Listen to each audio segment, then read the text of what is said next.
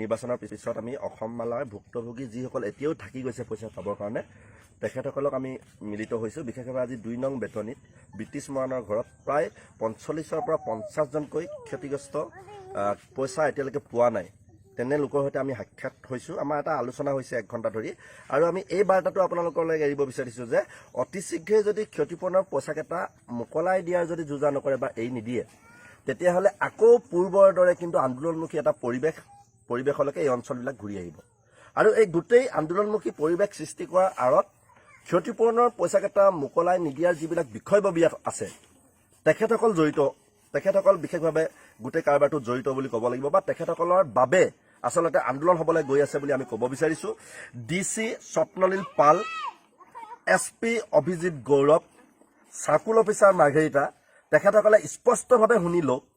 আৰু যিজন আমাৰ ইয়াতে এজন অভিভাৱক যিজন MLA বুলি আছে সুৰেন ফুকন, আৰু মুখ্যমন্ত্ৰী হিমন্ত বিশ্ব শৰ্মালৈকে শুনি লওক। আপোনালোকে যদি এই 800 ঘৰৰ প্ৰায় আধাতকৈও বেছি সংখ্যক লোক ক্ষতিপূৰণ ভৰাই দিছে, এই কথাটো সত্য, কিন্তু বাকী যিসকল থাকি গ'ল 300ৰ পৰা 400ৰ ভিতৰত যে ক্ষতিপূৰণ দিব লাগে যে পইচাবিলাক থাকি গৈছে, এই মানুহখিনিক যদি ক্ষতিপূৰণ দিবৰ কাৰণে যদি অতি শীঘ্ৰে যোজা নকৰে, আমি আপোনালোকক দেখাই আছোঁ গণতান্ত্ৰিকভাৱে এইবাৰ পূৰ্বতকৈ শক্তিমান হৈ আন্দোলন কৰা হ'ব। সমান্তৰালভাৱে 2 নম্বৰ কথা বতৰাটো হৈছে যে তেওঁলোকে কৈ থাকে তেওঁলোকৰ ডকুমেণ্ট কোনোবাখিনিত খেলি মেলি থকাৰ কাৰণে মানুহখিনিক ভৰাই দিব পৰা নাই। আমি চেলেঞ্জ দিছোঁ যে এতিয়াও বৃহৎ সংখ্যক লোকৰ 300ৰ পৰা 400ৰ ভিতৰত যিখিনি লোক ক্ষতিপূৰণ পাবলৈ আছে, তেওঁলোকৰ বৃহৎ সংখ্যকৰে আজিৰ তাৰিখতো ডকুমেণ্ট ঠিকেই আছে। তেওঁলোকৰ মাটি যাৰ নামত আছে একাউণ্টটো তেওঁৰ নামতে দিছে, অন্যান্য ডকুমেণ্টবিলাকো তেওঁৰ নামতে দিছে। ইমানৰ পিছতো তেওঁলোকে কিন্তু পাব লগা ক্ষতিপূৰণৰ পইচাকেইটা নিদিয়াকৈ কিন্তু বৃহৎ সংখ্যক লোকক এতিয়ালৈকে ভৰাই দিয়া নাই। আমি সেইকাৰণে স্পষ্টভাৱে বাৰ্তা দিছোঁ যে যিসকলৰ একদম একাউণ্টবিলাক ঠিক ঠাক আছে, ডকুমেণ্টক লৈ কোনো খেলি মেলি নাই, তেখেতসকলক অন্ততঃ ভৰাই আমাৰ যে কথা বতৰাবিলাক যে তেওঁলোকে শুনিছে তাৰ বাৰ্তাটো দিয়ক। DC মহোদয়ক পুনৰবাৰ কৈছোঁ, আপুনি ক্ষতিপূৰণ দিয়াৰ পক্ষত আছে নে নাই?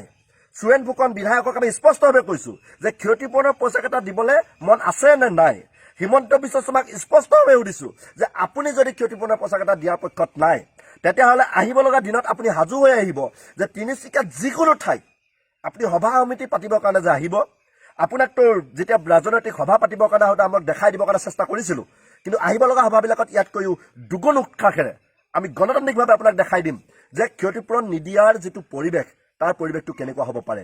সমান্তৰালভাৱে দ্বিতীয় দাবীটো হ'ব যে ডিৰাক গেটৰ পৰা য'ৰ পৰা আমাৰ অসম মালা ৰাস্তাটো আৰম্ভ হৈছে তাৰ পৰা একদম আমগুৰিলৈকে এই বৃহৎ দীঘলীয়া 28 কিলোমিটাৰ দীঘল ৰাস্তাত আহিব লগা সময়খিনিত বাৰিষাৰ দিনকেইটাত যাতে মানুহ আহ যাহ কৰিব পৰা পৰিৱেশটো হ'ব লাগিব। BIPLক আপোনালোকে নিৰ্দেশ দিয়ক যে অন্ততঃ মানুহ আহ যাহ কৰিব পৰাকৈ বাইপাছ বা যিটো পূৰ্বৰ ৰাস্তাটো এইটো অন্ততঃ শিল বালি পুতি অন্ততঃ ৰুলিং কৰি মানুহৰ আহ যাহত যাতে অসুবিধা নহয়, খলা বমা যাতে নহয়, বোকা মাটি যাতে নহয়, অসম মালা যাতে বোকাৰ মালা নহয়, এই কথা বতৰাবিলাক মনবোৰ কৰিবৰ কাৰণে আপোনালোকে নিৰ্দেশ দিয়ক। আৰু এই কাম আপোনালোকৰ 25 চনৰ যি টাৰ্গেট আছে 25 চনৰ ভিতৰত কৰি কমপ্লিট কৰক। আৰু অন্যথা আহিব লগা সময়খিনিত ক্ষতিপূৰণৰ ইছ্যুৰ বাবে ৰাস্তাটোত মানুহে যদি কষ্ট পায় তাৰ বাবে বা অন্যান্য প্ৰাসংগিক ৰাস্তাটো যদি বদমাচি কৰি বনায়, এই কথা বতৰাবিলাকৰ কাৰণে কিন্তু চৰকাৰ জগৰীয়া হ'ব।